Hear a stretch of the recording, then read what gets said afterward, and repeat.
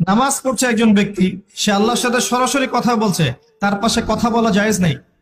এমনকি নামাজরত ব্যক্তির পাশে কোরআন তেলাওয়াত করাও জায়েজ নেই। একজন ব্যক্তি নামাজে দাঁড়িয়েছে, আল্লাহর সাথে কথা বলছে, পাশে আপনি কোরআন তেলাওয়াত করতে পারবেন না জোরে জোরে, মনে মনে করতে হবে। করতে চাইলে মনে মনে করতে হবে। অনেক সময় মসজিদের ভিতরে দেখবেন নামাজ পড়া হচ্ছে, শোরগোল করছে। নবী সাল্লাল্লাহু আলাইহি ওয়াসাল্লাম বলেছিলেন, আখিরুজ জামানে, তিরমিজিতে আছে হাদিসটা, আখিরুজ জামানে ইসলামের নামটুকু থাকবে, ইসলামের প্রকৃত বিষয়গুলো থাকবে না।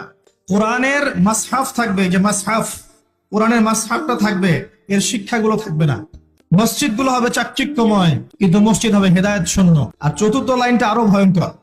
4 নম্বর লাইনে গিয়ে নবীজি বলেছেন সাল্লাল্লাহু আলাইহি ওয়াসাল্লাম, আসমানের নিচে, জমিনের উপরে আল্লাহর সবচেয়ে নিকৃষ্ট সৃষ্টি হবেন এক শ্রেণীর আলেম, যাদের থেকে ফিতনা ছড়াবে এবং তাদের দিকেই ফিতনা ফিরে আসবে।